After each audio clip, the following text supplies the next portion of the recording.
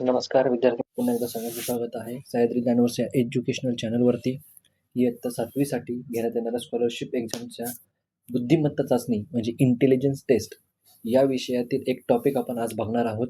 छोटासा टॉपिक आहे, दिसायला सिंपल आहे, पण जर नीट लक्ष दिलं नाही तर एक छोटीशी चूक अख्खा 1 मार्क तुमचा किंवा 2 मार्क जे काय असतील तुमचे मायनस करू शकतात किंवा तुमचं ते क्वेश्चन चुकू शकतात. निगेटिव्ह मार्किंग ऑब्वियसली नाही, त्यामुळे मायनस होणार नाहीत तुमचे मार्क, बट जे सोपे सोपे क्वेश्चन्स आहेत ते सुद्धा चुकू शकतात आणि जिथं मार्क मिळायला पाहिजे ते मार्क मिळणार नाहीत. तर टॉपिक कोणता आहे आपला? इमेजेस, प्रतिमा. ओके, इमेजेस, प्रतिमा, त्याला प्रतिबिंब असंही म्हणतो. ओके, तर आपल्याला आपल्या स्टडीमध्ये 2 प्रकारचे प्रतिबिंब किंवा इमेजेस स्टडी करायचे असतात. एक आहे तुमचा आरशातील प्रतिमा, आरशासमोर उभं राहिल्यानंतरची प्रतिमा, आणि दुसरं आहे पाण्यामध्ये, जे पाण्यामध्ये मिळते ती प्रतिमा. ॲक्च्युली आरशामध्ये जी मिळते ती प्रतिमा म्हणतात आणि पाण्यामध्ये जी मिळते त्याला प्रतिबिंब म्हणतात. ठीक आहे, आता ह्याचं आपल्याला स्टडी करायचं आहे. पहिल्यांदा बघूया mirror image. Okay, mirror image किंवा वॉटर इमेज असे म्हणतात. प्रतिमा, प्रतिबिंब हे ॲक्च्युली एकमेकांचे समानार्थी सिनोनिम्स म्हणू शकतो आपण त्यांना. ओके, तर पहिल्यांदा आपण बघूया आरशामधले प्रतिमा.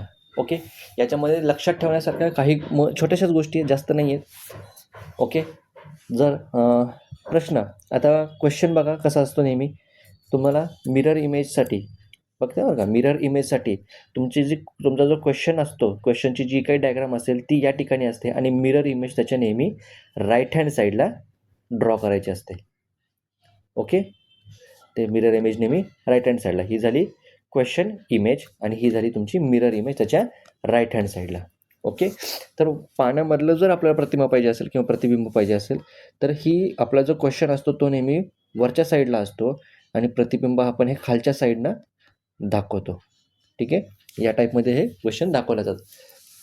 म्हणजे थोडक्यात काय, समजा ही माझी डायग्राम असेल, डायग्रामच्या राईट हँड साईडला मिरर इमेज, इथे MI शॉर्टमध्ये लिहितो मिरर इमेज, आणि खालच्या साईडला असते वॉटर इमेज. ओके, इमेज काढताना थोड्याफारच गोष्टी लक्षात ठेवायच्या, जास्त लक्षात ठेवायचं नाही आहे. इथं तुमचं इमॅजिनेशन कामाला आहे. इंटेलिजन्समध्ये मी आधी पण सांगितलं आहे, इंटेलिजन्स करताना तुम्हाला माइंड ओपन ठेवावं लागेल. माइंड ओपन ठेवायला लागेल म्हणजे याचा अर्थ असा नाही की मी सगळा स्टडी करणार आहे, सगळं माझ्या डोक्यात ठेवणार आहे, हा अर्थ नाही आहे माइंड ओपनचा. माइंड ओपन याचा अर्थ काहीही होऊ शकतं, जे मला माहीत नाही तेही होऊ शकतं. लॉजिक रिझन काही असू शकतं. जे मला माहीत नाही, जे मला माहिती आहे ते मी ऑलरेडी ट्राय करून बघणार आहे, पण जे मला माहीत नाही ते सुद्धा मला तिथं लक्षात घ्यावं लागणार आहे. हा इंटेलिजन्सचा सगळ्यात मोठा एम असतो, उद्देश असतो, की तुमची बुद्धिमत्ता प्रत्येक वेळेला नवीन चॅलेंज तुमच्या समोर येणार आहे.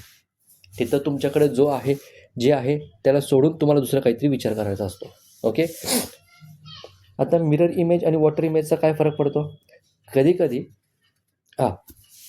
मिरर इमेज आणि वॉटर इमेजचा माझ्याकडे एक आत्ता मला आठवलं जस्ट, की एक सिरियल होती 2013मध्ये आलेली, हर युग में आएगा एक अर्जुन म्हणून एक सिरियल आली होती स्टारवरती, बहुतेक स्टार प्लसवरती. ठीक आहे, त्याच्यामध्ये म्हणजे ॲक्च्युली ही क्राईम सीनवरती होती. त्याच्यामध्ये एका मुलीला किडनॅप केलेलं होतं आणि ती कशी बशीच ती सुटका करून पळत होती.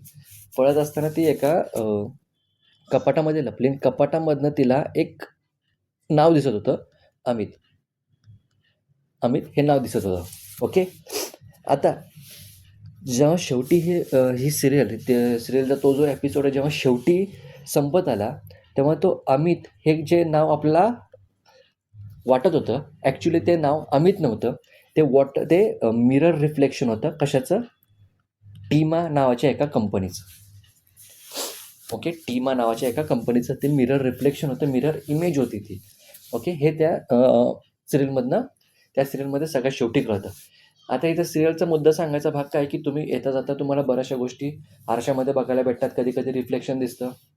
ओके, चालताना तुमचं लक्ष आजूबाजूला पाहिजे, की कुठली गोष्ट कशी दिसते, मिरर इमेजमध्ये कशी दिसते. मग एखाद्याने हातवारे केले, तुमच्या पाठीमागून हातवारे केले, तर तुम्हाला जर मिररमध्ये दिसलं तर ते मिररमधनं उलटे हातवारे तुम्हाला सरळ दिसले पाहिजेत तुमच्या माइंडमध्ये.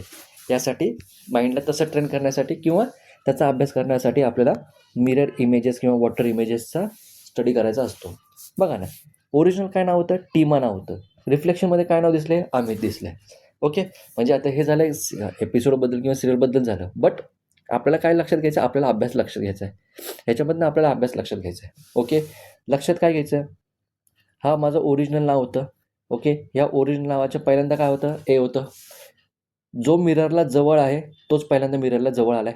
एला ए जवळ आलाय, पुन्हा एमला एम जवळ आलाय, पुन्हा आयला आय जवळ आलाय, टीला टी जवळ आलेला आहे. सॉरी जवळ म्हणते. ए जवळ आहे, त्याच्यानंतर एम आहे, त्याच्यानंतर आय आहे, त्याच्यानंतर टी आहे. तेच इकडं उलट आहे. आधी मिररच्या जवळ ए आहे, मग एम आहे, मग आय आहे, मग टी आहे. फक्त मिरर इमेज तुम्हाला लक्षात घ्यायची आहे. ओके. म्हणजे जे नाव आपल्याला आधी म्हणजे त्या सिरीजमध्ये पोलिसांना जे नाव अमित वाटत होतं ते ॲक्च्युअल नाव एका कंपनीचं होतं आणि ती त्या कंपनीमध्ये तिला ठेवलेलं होतं. ओके. हे नंतर लक्षात येतं. तर असा आपल्याला अभ्यास लक्षात घ्यायचा आहे. याचं अजून एक एक्झाम्पल सांगायला गेलं तर बऱ्याचदा तुम्हाला ॲम्ब्युलन्स हा शब्द तुम्हाला उलटा लिहिलेला दिसतो. ॲम्ब्युलन्सची जी व्हेकल असते, गाडी असते, त्याच्यावरती ॲम्ब्युलन्स हा शब्द उलटा लिहिलेला असतो. लहानपणी हा शब्द उलटा का लिहिला आहे, कशासाठी लिहिला आहे, काही येडं लागलं म्हणून लिहिला आहे का, असं बरेचसे प्रश्न पडले होते. पण जेव्हा कळालं की आपण जेव्हा गाडी पुढे चालवत असतो, ठीक आहे, म्हणजे गाडी चालवत असताना आपण समोर बघतो. ओके. तर आता ॲम्ब्युलन्स पाठीमागून येते आहे, रुग्णवाहिका पाठीमागून येते आहे, हे आपण काय मागे वळून बघणार आहे का गाडी चालवताना? तर ऑब्व्हियसली नाही दिसणार. आपण कुठं बघणार आहे, मिररमध्ये बघणार आहे. मग मिररमध्ये बघितल्यानंतर आपल्याला मिररमध्ये ॲम्ब्युलन्स दिसली तर आपल्याला लक्षात येतं की पाठीमागून ॲम्ब्युलन्स येतील, तिला जागा करून द्यायची आहे. म्हणजे त्या ठिकाणी पण तुम्हाला या स्टडीचा उपयोग होणार आहे, 100% होणार आहे. मग रस्त्यावरून कधी चालताना तुम्हाला ॲम्ब्युलन्स दिसली तर त्याच्या आरशामध्ये पाहायचा प्रयत्न करा. ओके. तुम्हाला बरोबर तिथं आरशामध्ये ॲम्ब्युलन्स दिसेल, मग तुम्हाला कळेल की पाठीमागून ॲम्ब्युलन्स येते आहे, सो तुम्हाला जागा करून द्यायची आहे. ओके. हां. सायरन वाजवतातच, पण प्रत्येक सायरन वाजवायची गरज पडली पाहिजे का? तुमची जर सायरन कोणासाठी असतो, ज्यांना कळत नाही त्यांच्यासाठी. ज्यांना गाडी बाजूला करायची हे कळत नाही त्यांच्यासाठी सायरन असतो. तुम्हाला जर कळालं, तुम्ही शहाणे आहात, बाकीचे येडे. ओके. ठीक आहे, जोक होता छोटासा. बट पुढे बघूया. आपल्याला स्टडी करायचा त्याचाच नेमका इमेजेस, प्रतिबिंब, इमेजेस, प्रतिमा, मिररची प्रतिमा, वॉटरची प्रतिमा. तर याच्यामध्ये लक्षात आलं तुम्हाला, क्वेश्चन तुमचा या साईडला असणार आहे, हा क्वेश्चन असणार आहे. ओके. त्याच्या राईट हँड साईडला, क्वेश्चनच्या राईट हँड साईडला तुम्हाला काय करायची आहे, प्रतिमा तयार करायची किंवा इमेज तयार करायची आहे. ओके. तयार करताना काय काय काय गोष्टी लक्षात ठेवायच्या. क्वेश्चनमध्ये जो काही क्वेश्चन असेल त्याच्यात वरची जी बाजू आहे ती इमेजमध्ये वरची बाजूच राहणार आहे. ओके. अप्पर साईड ही काय असणार आहे, ऑब्व्हियसली अप्पर साईडला अप्पर साईडच राहणार आहे. डाऊन साईडला डाऊन साईडच राहणार आहे. हां. चेंजेस कुठं होणार आहेत, इथं चेंज केले. राईट हँड साईड आहे ती तुम्हाला इमेजमध्ये लेफ्ट हँड साईड दिसणार. ठीक आहे. इथं चेंजेस मी लिहितो पाहिजे तर. राईट हँड साईड जी आहे ती तुम्हाला इकडं काय दिसणार आहे, लेफ्ट हँड साईड दिसणार आहे. ओके. आणि जी तुमची लेफ्ट हँड साईड असेल ती तुम्हाला राईट हँड साईड म्हणून दिसणार आहे. ओके. आरशाची प्रतिमा, मिरर इमेज काढताना या दोन गोष्टी चेंज होतात, हे लक्षात ठेवायचे. ओके. याच्याबरोबर अजून काही गोष्टी लक्षात ठेवतात. जर एखादी गोष्ट वर जाणारी आहे ती तुम्हाला वर जाणारीच दिसणार आहे, जी गोष्ट खाली जाणारी आहे ती गोष्ट तुम्हाला खाली जाणारीच दिसणार आहे. ओके. हां. फक्त इथं काय लक्षात ठेवायचं, डिस्टन्स तुम्हाला लक्षात ठेवायचं आहे. आरशापासून जी गोष्ट जवळ आहे तेवढ्याच अंतरावरती तुम्हाला इमेजमध्ये दिसणार आहे. ओके.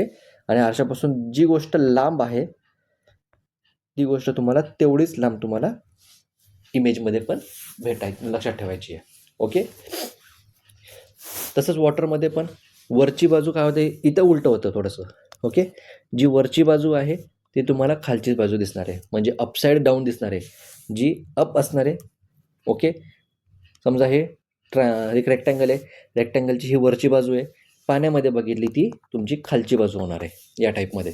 आणि जी खालची ऑब्व्हियसली ही जी खालची आहे ती काय असणार, तुमची वरची बाजू होणार आहे वॉटर इमेजमध्ये. ओके. आता वॉटर इमेज कुठं काढली बघा, इथं तुमचा क्वेश्चन आहे आणि क्वेश्चनच्या डाऊन साईडला तुमची काय असणार आहे, वॉटर इमेज तयार होते कधी पण. ठीक आहे. आता वॉटर इमेजमध्ये जी उजवी बाजू आहे ती उजवी बाजूच राहणार आहे. ओके. जी डाव्या बाजूला आहे ती डाव्या बाजूलाच राहणार आहे. ठीक आहे. मग याच्यामध्ये तुम्हाला आता तुमच्या अभ्यासक्रमामध्ये काय काय तुम्हाला स्टडी करायचं आहे, कोणत्या क्वेश्चन टॉपिकवरती सब टॉपिकवरती क्वेश्चन येऊ शकतं. तर लक्षात घ्यायचं आहे, मराठी मूळाक्षरे, किंवा शब्द विचारू शकतात. ओके, इंग्लिश अल्फाबेट्स किंवा इंग्लिश वर्ड्स विचारू शकतात, जसं आत्ता इथे ॲम्ब्युलन्स होतं किंवा टीमा होतं किंवा अमित होतं. ओके, त्याच्यानंतर अंक, संख्या, नंबर्स, डिजिटवरती अंक असू शकतात, संख्या असू शकतात, नंबर असू शकतात किंवा डिजिटसुद्धा असू शकतात. भौमितिक आकार म्हणजे जॉमेट्रिकल डायग्रामवरती पण विचारू शकतात. जॉमेट्रिकल डायग्राम कोणत्याही टाईपच्या, स्क्वेअर, रेक्टँगल, चौकोन, रोमबस, पॅरेललोग्राम, लंबदुभाजक, त्रिकोण, काही विचारू शकतात. सर्कल, वर्तुळावर पण विचारू शकतात. इलिप्स म्हणजे इलिप्सला मराठीमध्ये काय म्हणतात बरं, इलिप्सला मराठीमध्ये लंबवर्तुळ पण विचारू शकतात. ओके, हे झालं जॉमेट्रिकल डायग्राम. आकृत्या, वेगवेगळ्या आकृत्या पण विचारू शकतात. बाहुल्यांच्या आकृत्या, खेळाच्या आकृत्या, गाड्यांच्या आकृत्या यासुद्धा तुम्हाला त्याच्यामध्ये क्वेश्चनमध्ये विचारू शकतात. ठीक आहे, पुढे जाऊया. आता आपण एक क्वेश्चन बघूया इथं प्रॅक्टिससाठी. जे आपण आता लर्न केले, जे रूल्स लर्न केले त्यानुसार आपण यांच्या इमेज तयार करायचा प्रयत्न करूया. तर बघा, इथे तुम्हाला एक प्रश्न आकृती दिलेली आहे, म्हणजे क्वेश्चन डायग्राम दिलेली आहे. ओके, त्याच्या राईट हँड साईडला तुम्हाला मिरर इमेज आहे, त्याच्या डाऊन साईडला तुम्हाला वॉटर इमेज फाइंड आउट करायची आहे. ओके, पुस्तकामध्ये आधी मिरर इमेज दिलेली असेल, मिरर इमेज शिकवली, त्याच्यानंतर वॉटर इमेज शिकवली. काही फरक पडत नाही, कसंही शिका. मी इथं एकदम तुम्हाला दोन्ही शिकवत आहे. ओके, म्हणजे तुमच्या मेंदूला दोन्ही गोष्टींची सवय एकदम झाली पाहिजे. कन्फ्युजन नको, मिरर इमेजमध्ये काय करायचं, वॉटर इमेजमध्ये काय करायचं आहे, इथं कम्पॅरिझन करायचं, काय करायचं मला. ओके, आता ही जी डायग्राम दिली सगळ्यात पर्यंत ह्याला आपण एक नावं देऊन ठेवू. ओके, वेगवेगळ्या कलरने नावं देऊ. पहिल्यांदा ए. ओके, हे नावं फक्त आपल्याला रेफरन्ससाठी आहेत. या नावांचं हे जे अल्फाबेट्स आहेत, या अल्फाबेट्सचं आपल्याला मिरर इमेज करायची नाही आहे. ठीक आहे, इथं बी लिहू, इथं सी लिहू आणि इथं डी लिहू. ओके, ठीक आहे. तर नावं देऊन झाली. आता आपण यांना कसं यांच्या इमेजेस किंवा प्रतिमा कशा बनवायच्या ते आपण आता बघूया. ओके, सगळ्यात पहिल्यांदा आपण मिरर इमेज बघूया, आरशातील प्रतिमा बघूया कशी तयार करायची. ठीक आहे, तर आरसा कुठे तुमचा, हा तुमचा आरसा असणार आहे. ओके, हा तुमचा आरसा असणार आहे. तसंच हे तुमचं पाणी असणार आहे. ओके, आता आरशापासून सगळ्यात पहिल्यांदा बघायचं की कोणता पॉईंट किती जवळ आहे किंवा त्याचा डिस्टन्स काय. कुठलाही पॉईंट घ्या, त्याचा आरशापासूनचा डिस्टन्स बघायचं. जेवढा आरशापासून डिस्टन्स आहे तेवढंच जे इमेज आहे त्या इमेजमध्ये तुमचं त्या पॉईंटचं डिस्टन्स असणार आहे. म्हणजे एचं हे जे डिस्टन्स आहे, हा जो पॉईंट आहे, ठीक आहे, हा पॉईंट या आरशापासून जर या डिस्टन्सवरती म्हणजे 2 सेंटीमीटरवर असेल तर प्रतिमेमध्ये पण ते तुम्हाला 2 सेंटीमीटरवरच असायला पाहिजे. ओके, आता एक्झाममध्ये आपल्याला ड्रॉ करत बसायचं नाही आहे. आपल्याला फक्त रफली त्याची रफ अंदाज घेऊन त्याचं प्रोजेक्शन डोक्यात घ्यायचं आहे. ठीक आहे, प्रोजेक्शन म्हणजे तो नेमका कुठे असू शकतो याचं फक्त काय करायचं आहे, एक रफ अंदाज तुम्हाला तिथं लक्षात ठेवायचा आहे. ओके, मग एचं जर मी डिस्टन्स बघितलं तर ए अंदाजे या डिस्टन्सवर येईल. ठीक आहे, कुठून, मिररपासनं. ओके, हे दोन्ही अंदाजे मला सेम दिसले, जवळपास सेम आहे. एक्झॅक्ट बघायचं नाही, मी अजूनही सांगतोय. आपल्याला तिथं ड्रॉ करायचं नाही आहे, आपल्याला तिथं ऑप्शनमधनं सिलेक्ट करायचं आहे. त्यामुळे आपल्याला फक्त एक काय म्हणतात त्याला, रफ कल्पना तुमच्या डोक्यात आली पाहिजे. ओके, हा तुमचा ए पॉईंट. हां, आणि आणखीन एक पॉईंट लक्षात ठेवायचा, ज्या लाईनमध्ये ए आहे त्याच लाईनमध्ये ए आला पाहिजे. ओके, तुमचा ए इथे आणि तुम्ही डायग्राममध्ये इथं बघताय तर आन्सर चुकणार, 100% चुकणार, ते चुकीचं आहे. जे जसं आहे ते तसं आहे. ओके, तुम्ही आरशात कधी बघितलं, तुम्ही आरशात बघितल्यावर तर तुमचे जे हात आहेत किंवा मान आहेत जसे तुमच्या बॉडीवरती आहेत तसेच आरशामध्ये दिसतात ना, का उलटं काहीतरी वेगळं दिसतं? हां हां, आता इथं म्हणू नका सर, कर्व असलेला आरसा घेतला तर, वेगवेगळ्या कलरचे सर्कल असलेले आरसे घेतले तर आपल्याला कर्व आरसा घ्यायचा नाही आहे. आपल्याला लक्षात ठेवायचं आहे, आपला हा जो मिरर आहे, हा जो आरसा आहे, हा प्लेन आहे. ठीक आहे, हा प्लेन आहे, कर्वेचर नाही, कर्व असलेला नाही. ओके, ते कर्व असलेले मिरर सगळे सर्कसमध्ये किंवा एखाद्या म्युझियममध्ये लावलेले असतात. ओके, आपल्याला त्याचा इथं लक्षात घ्यायचं नाही आहे. आपल्याला इथं फक्त प्लेन मिरर लक्षात घ्यायचं आहे. ठीक आहे, कोणता, प्लेन मिरर. त्यामुळे जे जसं आहे ते तुम्हाला तसंच दिसणार आहे. जे जितक्या अंतरावर आहे तितक्याच अंतरावर दिसणार आहे. जे जेवढं मोठं आहे ते तेवढंच मोठं दिसणार आहे. ओके, त्याची साईज कमी जास्त होणार नाही इथे. ओके, तर ए इथं तुमचा येऊ शकतो. बीचं पॉईंट बघा, बी या लाईनमध्ये आहे. ओके, बीचं जर डिस्टन्स बघितलं तर अंदाजे आहे या इथपर्यंत तुम्हाला बी सापडून जाईल. इथे कुठेतरी तो बी थोडासा लांब गेला असं वाटते, मी जवळ घेतो. बी इथे कुठेतरी असेल. तसंच सीचं जर मी डिस्टन्स बघितलं तर इथे कुठेतरी सी येईल आणि डी बघितला तर डी इथे कुठेतरी येईल. ओके, मी अजूनही सांगते, आपल्याला डायग्राम एक्झॅक्ट काढायची नाही आहे. ओके, मी इथं प्रयत्न करतो एक्झॅक्ट काढायचा. जर नाही आली तर लगेच क्वेश्चन रेज करायचा नाही. ओके, लगेच चाव करायची नाही. अरे हां, ओके.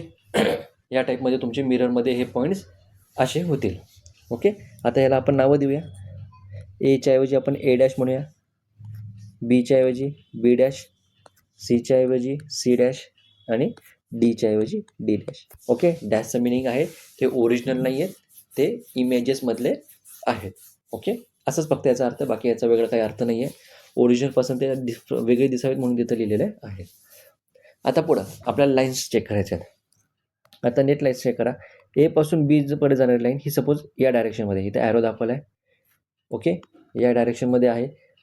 रफली ही राईट हँड साईडकडनं लेफ्ट हँड साईडकडे चालली आहे, रफली अंदाजे बरं का. ती ॲक्च्युअलमध्ये नॉर्थ ईस्ट डायरेक्शनमधनं साऊथ वेस्ट डायरेक्शनमध्ये चालली आहे.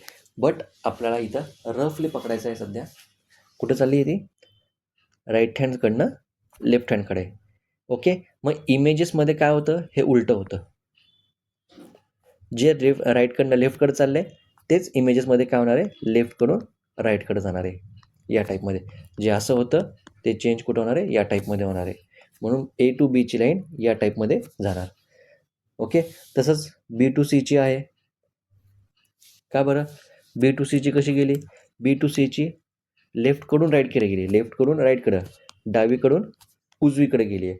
मग इमेजेसमध्ये ती उजवीकडून डावीकडे जाणार. इमेजेसमध्ये ती उजवीकडून डावीकडे जाणार. कुठं? प्रतिमेमध्ये. ओके, मग तसंच पुढच्या सी टू डीचं पण आहे. ही सी टू डीची अशी लाईन आहे, ती अशी झाली. ओके, आणि A B G A D अशी होती ती इमेजेसमध्ये अशी झाली. ओके, हे डायरेक्शन लक्षात ठेवायची, डायरेक्शन उलटी होते. ओके, मिरर इमेजमध्ये डायरेक्शन उलटी होते. ओके, ठीक आहे, लक्षात राहील सगळ्यांच्या आहे. So A to D dash या टाईपमध्ये दिसेल. ओके, पुढे आपल्याला वॉटर इमेज पण लगेच फाइंड आउट करून घेऊ. मग सगळं एकदम अजून काही 2-3 पॉईंट एक्सप्लेनेशन जे राहिले ते लगेच टाकून देतो नंतर. आता जेव्हा वॉटर इमेज म्हणजे पाण्यातील प्रतिमा मला काढायची आहे, तेव्हा ही खालची लाईन जी आहे ती आम्हाला पाणी आहे असं गृहीत धरायचं आहे, समजायचं आहे. ठीक आहे, सपोज करायचं. ओके, पाण्यामध्ये काय सांगितलं होतं, जे लेफ्टला आहे ते लेफ्टलाच राहणार आहे, जे राईटला आहे ते राईटलाच राहणार आहे. बट जे अपला आहे ते खाली डाऊनला होणार, जे डाऊनला आहे ते अपला होणार. ओके, लक्षात आलं? ह्याचं पण डिस्टन्स चेक करायचं. या पाण्याच्या लाईनपासनं डी इथे आहे, इमेजमध्ये तो डी इथे येणार. ए तुमचा इकडे आहे, तो ए तुमचा इकडे जाणार. इथं पण स्ट्रेट लाईन फिक्स ठेवायची. आता नीट बघा, इथं अप होता तो डाऊन साईडला गेला, जो डी डाऊनला होता तो अपला आला इमेजमध्ये. ठीक आहे, या गोष्टी इथं तुम्हाला लक्षात ठेवायच्या आहेत. इथं काय झालं होतं, राईटचं लेफ्ट झालं होतं, लेफ्टचं राईट झालं होतं. इथे अपचं डाऊनमध्ये होणार आहे, डाऊनचं अपमध्ये होणार आहे. चेंजेस जसं मगाशी आपण इथं सांगितलं तसं ते चेंजेस इथं होणार आहेत.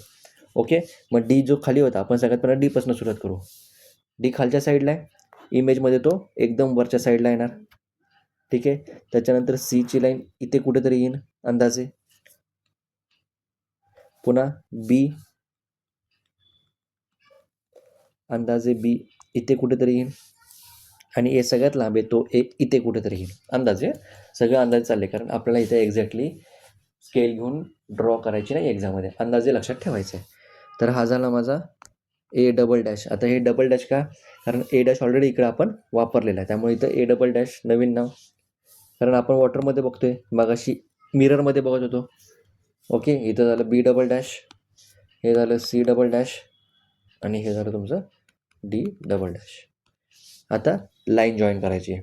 सी डी बघा, सी डी लाईन, ही लाईन बघा. ओके, सपोज सीपासून डीकडे चालली आहे. सी कुठं आहे? अपला आहे. डी कुठे आहे? डाऊनला आहे. इकडे काय होणार आहे, डी जो आहे तो अप होणार आहे आणि जो अप आहे तो डाऊन होणार आहे. जो वर आहे तो खाली आहे, जो खाली आहे तो वर आहे. ठीक आहे. मग जो वरून खाली येतो आहे वॉटर इमेजमध्ये तो खालून वर जाणार आहे. ओके. त्यामुळे इथं ही जी लाईन आहे सी पासून डी पर्यंत अशी जाणार आहे. ओके. तसंच बाकीच्या पण लाईन्स आहे, थोडंसं लक्षात घ्या. वरच्या साईडला बी सी खाली येते आहे, इकडं बी सी वर जाणार आहे. जी खाली येते आहे ती वर जाणार आहे. अपसाईड डाऊन झालं. ओके. म्हणजे बी आणि सी या टाईपमध्ये होणार, ए डी या टाईपमध्ये आणि ए बी या टाईपमध्ये. हे लक्षात आलं सगळ्यांच्या? इमेजेस लक्षात आल्या? ओके. आता सगळ्यात महत्त्वाची गोष्ट, जर प्रश्न आला की खालीलपैकी कोणत्या ऑप्शनचं मिरर इमेज आणि वॉटर इमेज हे सेम आहेत. Which of the following option has water image and mirror image same. ठीक आहे.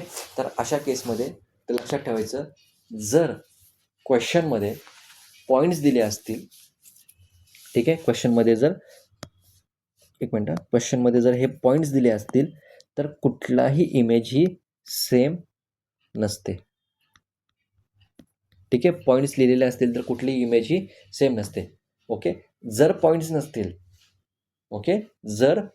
नसतील तर मग तुम्हाला चेक करायचं कोणाकोणाची वॉटर इमेज आणि मिरर इमेज ही सेम आहे.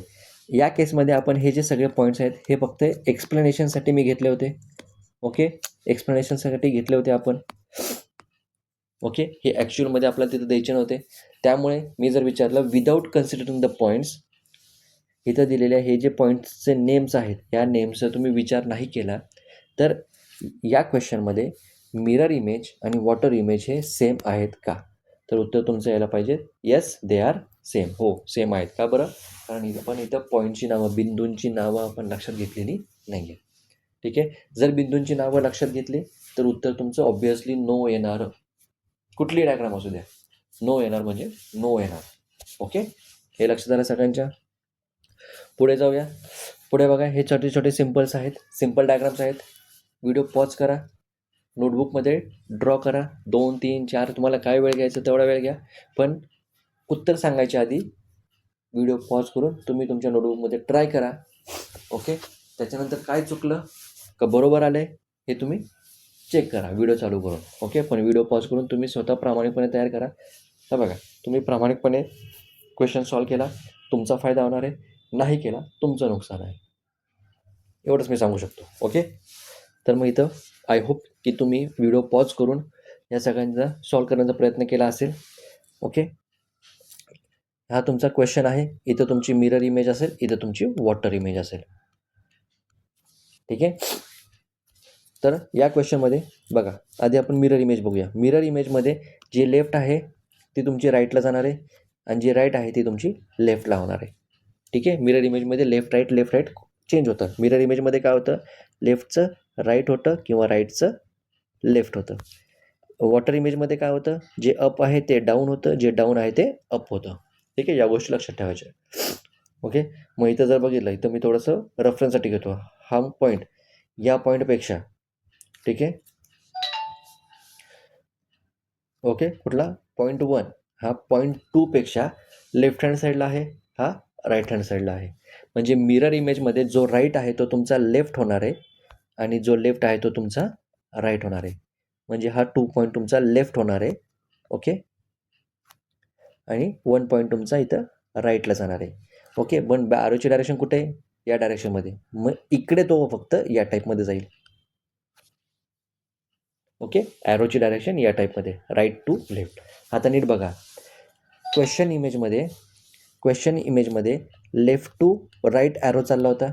Okay. Left to right arrow चालला होता. मिरर इमेजमध्ये आरशाच्या प्रतिमेमध्ये तो राईट टू लेफ्ट चालला आहे. या टाईपमध्ये तुम्हाला लक्षात ठेवायचं आहे. हेच जर तुम्ही खाली वॉटर इमेजमध्ये बघायला गेलं, 1 हा पॉईंट डाऊन साईडला आहे. ओके. हा डाऊनला आहे, 2 पॉईंट अपला आहे. ओके. मग ह्याचा चेंजेस कसा होणार, जो डाऊनला आहे तो अपला येणार, म्हणजे 1 पॉईंट तुमचा इथे कुठेतरी येणार. ओके.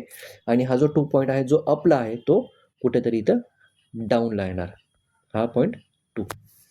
आणि हा जो ॲरो आहे तो 2ला आहे म्हणून हा वरचा ॲरो हेड तुमचा इकडं 2ला येणार. ठीक आहे. ॲरोहेड कुठे पॉईंट 2ला आहे, 2 नंबरच्या पॉईंटला आहे, म्हणून इमेजमध्ये पण तो 2 नंबरच्या पॉईंटलाच ॲरो येणार. म्हणजे तुमचा ॲरो कसा तयार झाला, या टाईपमध्ये ॲरो तयार झाला. ओके. आता बघा, वरच्या केसमध्ये ॲरो डाऊन टू अप चालला होता, वरच्या केसमध्ये ॲरो डाऊन टू अप चालला होता, इमेजमध्ये तो अप टू डाऊन चालला आहे.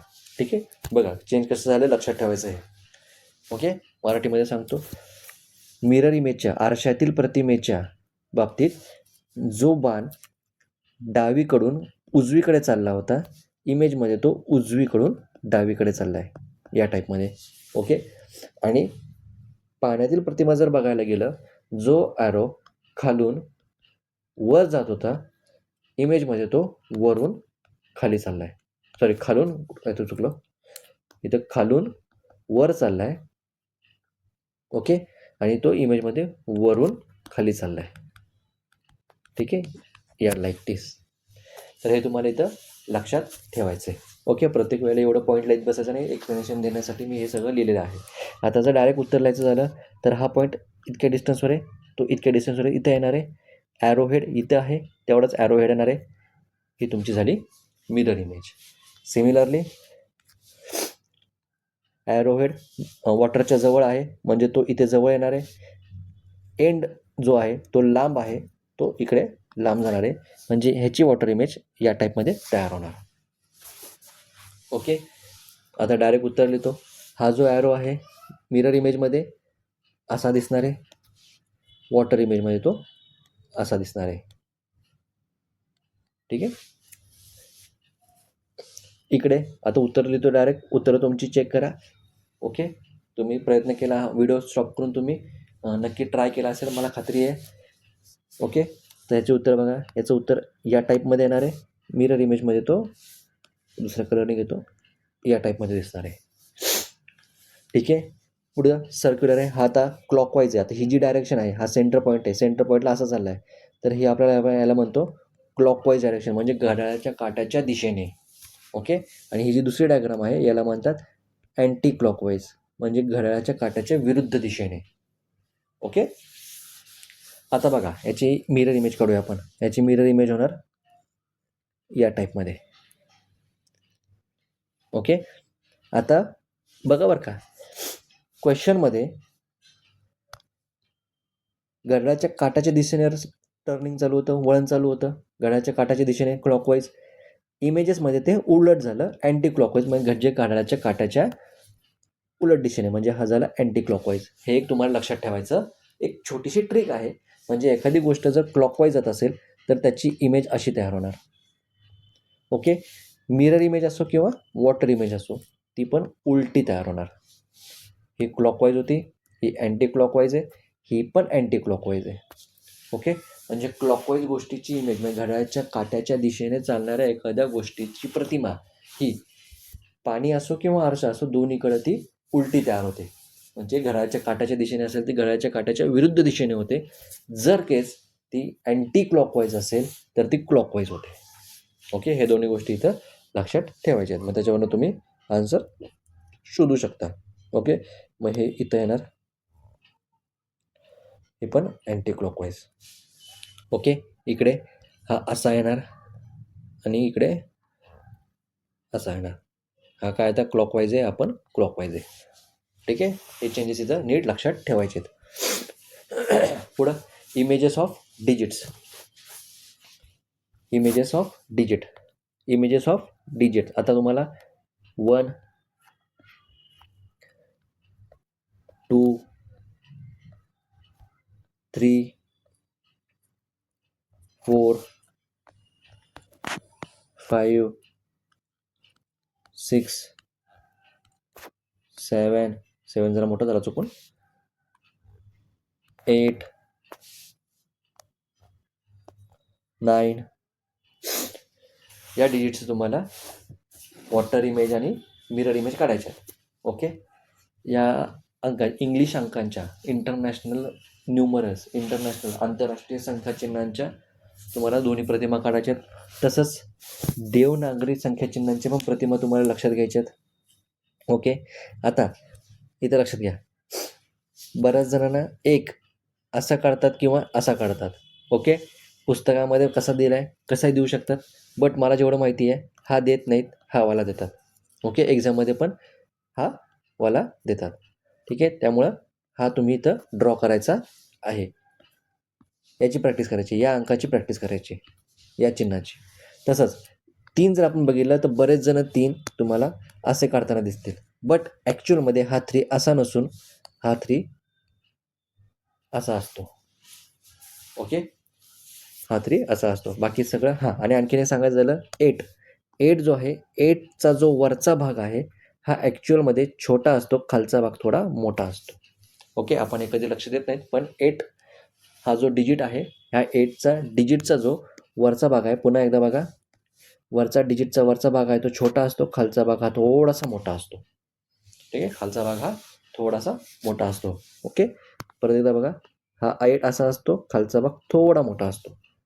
ओके. अशा टाईपमध्ये आपण काढताना तेवढं लक्ष देत नाही. नॉर्मल डे टू डे लाईफमध्ये याच्याकडे आपण जास्त लक्ष देत नाही. पण हे लक्षात ठेवायचं आहे. का बरं लक्षात ठेवायचं आहे ते तुम्हाला पुढं मी सांगणार आहे. ह्याचे इमेजेस तुम्हाला काढायचे आहेत. या इमेजेसचे उत्तरं तुम्हाला मी पुढच्या व्हिडिओमध्ये मी दाखवेन. तोपर्यंत तुम्ही हा होमवर्क म्हणून तुम्हाला करायचं आहे. तसंच अंकांच्या प्रतिमा, देवनागरी अंकांची प्रतिमा. ओके. आता देवनागरी अंकांच्या प्रतिमा काढताना एक असा नाही काढायचा. ओके. हा एक असा नाही आहे. हा एक कसा आहे, हे बघा, हा एक असा आहे. देवनागरी लिपीमधला एक असा आहे. त्यामुळे हे थोडंसं इथं लक्ष द्यायचं आहे. 2 काढायला जाताना 2 असा आहे. 3 असा आहे.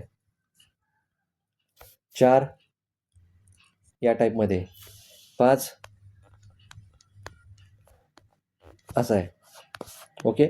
आता 5 काढताना काही जण हा 5 असा पण लिहितात, थोडासा असा. ते आहे थोडंसं, त्याची लिहायची टेक्निकच वेगळी आहे. ओके. त्यामुळे थोडंसं 5कडं पुस्तकामध्ये बघा तुमच्या कसं दिलं आहे त्यानुसार तुम्ही 5 लिहायचा प्रयत्न करा. ओके. 6 3च्या उलटा 6 आहे. 7 या टाईपमध्ये आहे. 8 या टाईपमध्ये आपल्याकडे सोपा 8 आहे. 8 असा आहे आणि 9 असा आहे. ठीक आहे. लगेच 0 टाकून देऊ. 0 थोडा उभट आहे बरं का, दोन्हीकडे 0 थोडा उभट आहे. इलिप्टिकल आहे, लंबवर्तुळाकार आहे. प्रॉपर जो आहे तो तुपला आपला काय असतो, ओ असतो, अल्फाबेट ओ. आणि थोडासा लंबाकृती असतो तो आपला असतो 0. ठीक आहे. हे थोडंसं लक्षात ठेवायचं. हे मागं पण एका व्हिडिओमध्ये सांगितलेलं आहे, आताही परत एकदा सांगतोय. ठीक आहे. याच्या पण तुम्हाला इमेजेस काढायच्यात. याच्या प्रतिमा तुम्हाला काढून ठेवायच्यात. इंग्लिश असो मराठी असो दोघांनीही दोन्ही मीडियमच्या स्टुडंटनी तुम्हाला हे होमवर्क म्हणून करायचं आहे. अजून एक होमवर्क आहेत, alphabets, English alphabets. A B C D E. ईमध्ये काढताना लक्षात ठेवा, ईचे वरचे 2 भाग मोठे आहेत, मधला भाग थोडा छोटा आहे. ओके. तीनही सेम नाही आहे. ती वरचे 2 भाग मोठे आहेत, मधला भाग छोटा आहे. ओके. पुढं F G H I J के बघा, नीट बघा, के कसा काढलाय. के या टाईपमध्ये आहे, थोडासा ऑफसेट आहे, खालचा पाय त्याचा थोडा ऑफसेट आहे. जनरली आपण के असा काढतो, बट हा के असा नाही. के कसा आहे, असा एक आहे आणि थोडासा ऑफसेट त्याला पुढचा पाय असतो. ओके. त्यामुळे हे तुम्हाला मी नंतर पुढं सांगणार आहे कशासाठी असं सांगितलं. त्यामुळे के नीकडे नीट लक्ष द्यायचं आहे. जे के पुढं आहे, पुन्हा L M N O. ठीक आहे. पुढे एक मी पेज घेतो अजून,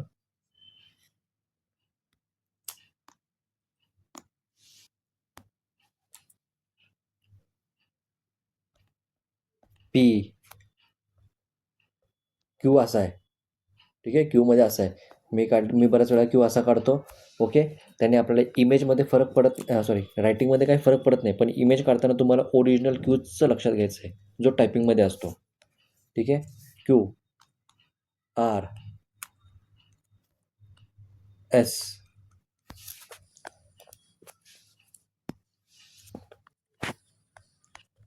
T U V W X. एक्सचं पण काहीतरी आहे, मी ते बघतो, थोडंसं सांगतो तुम्हाला नेक्स्ट व्हिडिओमध्ये. वाय आणि झेड. ओके, हा झेड असा आहे. ओके, मी कधी कधी लिहिताना 7 ओरिजिनल 7 असा नाही आहे, ओरिजिनल 7 असा आहे. अरे चुकला, काहीतरी सवय झाली आता. ठीक आहे, ओरिजिनल 7 असा आहे, हा ओरिजिनल आहे. मी लिहिताना असा लिहितो. ओके, ओरिजिनल झेड हा आहे. मी लिहिताना झेड फक्त मध्ये आडवी दांडी टाकतो. का बरं टाकतो? कारण कधी कधी झेड गडबडीत लिहिताना हा झेड ना 2 सारखा दिसतो, हा 7 कधी कधी 1 सारखा दिसतो. ओके, ती गडबड होते म्हणून मी तिथं आतमध्ये जर मी इथं लाईन टाकली तर हे समजून घ्यायचं की हा 7 लिहायचा होता, आणि इथं लाईन टाकली तर समजून घ्यायचं की हा झेड आहे. या टाईपमध्ये मी करतो. बाकी तुम्हाला जसं वाटतं तसं तुम्ही लिहू शकता. प्रत्येकाची लिहायची स्टाईल असते, बट जे ओरिजिनल आहेत ते ओरिजिनल आहेत. ओके, हे झाले अल्फाबेट्स. मराठी अक्षरांच्या प्रतिमासुद्धा तुम्हाला हळूहळू काढायच्या आहेत. कुठून कुठपर्यंत? अ पासून न्य पर्यंत, अक्षर न्य पर्यंत तुम्हाला काढायचे आहेत, अ पासून न्य पर्यंत. ओके, ह्याला काढायला भरपूर वेळ लागणार आहे. हे तुम्ही घरी करायचे, होमवर्क म्हणून करायचे. ओके, जसा जसा वेळ मिळेल मी तुम्हाला ह्या मराठी मुळाक्षरांच्या प्रतिमा मी तुम्हाला हळूहळू काढून देत जाईल. काही मुळाक्षरांच्या प्रतिमा मी या ऑलरेडी शॉर्ट्समध्ये टाकलेल्या आहेत. ओके, थोडंसं शॉर्ट्सवरती पण तुम्ही जाऊन तिथं चेक करू शकता. तुम्ही माणसं तुम्ही तिथं चेक करेक्ट आहे की नाही तुम्ही बघू शकता. ओके, त्यानंतर पुढे भौमितिक आकृत्यांचे हा एक तुमचा होमवर्क आहे. ह्या सगळ्यांची उत्तरं मी तुम्हाला पुढच्या व्हिडिओमध्ये देणार आहेत. व्हिडिओ पॉज करून डायग्राम नीट काढून घ्या, प्रॅक्टिस करा. पुढच्या व्हिडिओमध्ये मी याचे आन्सर्स तुम्हाला नक्की देईन. ओके, व्हिडिओ पॉज करून घ्या. अशा पण काही डायग्राम्स आहेत. पुढं काय? हां, ही पण एक डायग्राम आहे. ह्याचे अजून मला क्वेश्चन लिहायचे होते, पण मला थोडासा वेळ मिळाला नाही. काय हरकत नाही, पुढच्या वेळेस मी तुम्हाला नवीन पुढच्या व्हिडिओमध्ये तुम्हाला आणखीन क्वेश्चन्स देईल याच्यावरती. ओके, आत्ता तात्पुरतं MH12 लिहून घ्या, डायग्राम काढून घ्या. याचं उत्तर तुम्हाला शोधायचं आहे. ओके, इथं MH12 लिहिलं आहे, तसं तुम्ही ज्या जिल्ह्यातनं बघताय त्या जिल्ह्याचा RTO पासिंग गाडीवरचा जो पहिला आहे, ठीक आहे, गाडीचा नंबर असतो. समजा मुंबईचा असेल तर MH01, ठीक आहे, ठाण्याचा असेल तर MH04, सोलापूरचा असेल तर MH13, पिंपरी चिंचवड असेल MH14, नाशिक असेल तर MH15, ठीक आहे, या टाईपमध्ये तुम्हाला बघायचं आहे. नगर असेल, अहिल्यानगर असेल तर MH16, ओके, औरंगाबाद असेल छत्रपती संभाजीनगर असेल तर MH20, नांदेड असेल MH26, ओके, अजून पुन्हा MH50 पण आहे. ओके, या टाईपमध्ये तुम्हाला तुमच्या जिल्ह्याचं तुम्हाला चेक करायचं आहे. ओके, उस्मानाबादचं बघायला गेलं MH25. असे थोडेफार जे मला पाठ आहेत, त्यामुळे ते तुम्हाला सांगितलं. प्रत्येक मला सगळे काही मला पाठ नाही, कुठल्या जिल्ह्याचे आहेत, पण भरपूर आहेत. तुम्ही तुमच्या जिल्ह्याचं पण असं काढून प्रॅक्टिस करू शकता. आता सगळ्यात शेवटचा पाठ तुम्हाला बघायचा आहे, प्रतिमा समान असणाऱ्या गोष्टी. इमेज, वॉटर इमेज किंवा मिरर इमेज या ओरिजिनल क्वेश्चन सारख्या असणाऱ्या गोष्टी तुम्हाला चेक करायच्या.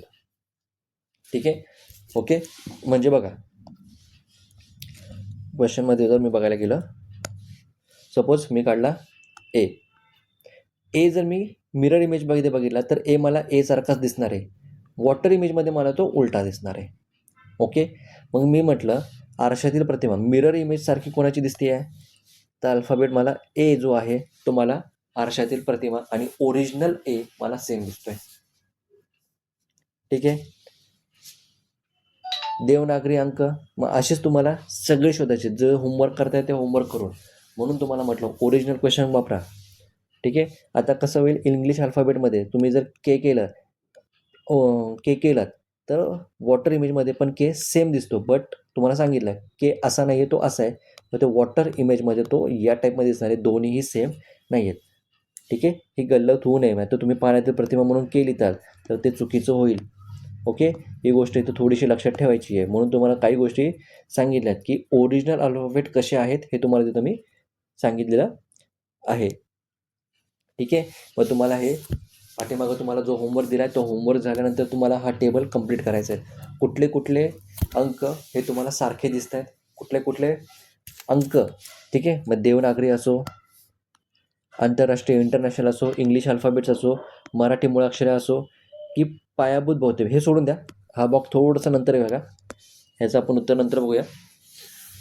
आत्ता तुम्हाला देवनागरी अंक, इंटरनॅशनल न्यूमरल्स, इंग्लिश अल्फाबेट्स आणि मराठी मुळाक्षरं या 4 गोष्टींचं तुम्हाला काय करायचं आहे, जे ओरिजिनल क्वेश्चन आहे आणि त्याची आरशातील प्रतिमा हे दोन्ही सारखे असले तुम्हाला इथं लिहून काढायचे. तसंच पाण्यातील प्रतिमा आणि ओरिजिनल दोन्हीही लिहून काढायचे. आता आरशातील प्रतिमा, ठीक आहे, दोन्ही सारख्या म्हणजे आरशातील प्रतिमा आणि पाण्यातील प्रतिमा दोन्हीही सारख्या असणाऱ्या तुम्हाला इथे लिहून काढायचे. मग असे कोणते आहेत का, एक एक्झाम्पल देतो. एचची वॉटर इमेज एचच दिसते, आरशातील इमेज पण एचच दिसते. ठीक आहे, म्हणजे दोन्ही सेम आहेत म्हणजे तुमचा एच इकडे पण येणार, इकडे पण येणार आणि इकडे पण येणार. ठीक आहे. 0 अंकामध्ये बघितलं तर 0 उभट आहे, असं उभट आहे, इकडं पण उभट आहे, इकडं पण उभट आहे, म्हणजे हा 0 इकडे पण येणार, इकडे पण येणार, इकडे पण येणार. या टाईपमध्ये तुम्हाला हा टेबल कंप्लीट करायचा आहे. ओके, करेक्ट आहे की नाही ते मी तुम्हाला पुढच्या व्हिडिओमध्ये नीट लिहून पाठवेल. त्यानुसार तुमचं जर काही चूक येत असेल तर ते करेक्शन करून घ्या. बरोबर असेल तर काही प्रॉब्लेम नाही. लक्षात ठेवायचं आहे, याच्यावरती प्रश्न येऊ शकतात. ओके, आय होप की तुम्हाला तुम्हाला आजचा व्हिडिओ आवडला असेल. जर आवडला असेल तर नक्की या व्हिडिओला लाईक करा, चॅनलला सबस्क्राईब करा आणि जे कोणी जर तुमच्या ओळखीमध्ये स्कॉलरशिपचा एक्झाम करत असतील त्यांना घर बसला अभ्यास करण्यासाठी हा व्हिडिओ, हे चॅनल त्यांना नक्की शेअर करा. ओके, आपण भेटूया पुन्हा एकदा पुढच्या व्हिडिओमध्ये. तोपर्यंत माझ्यातर्फे सगळ्यांना जय हिंद, जय भारत, जय महाराष्ट्र.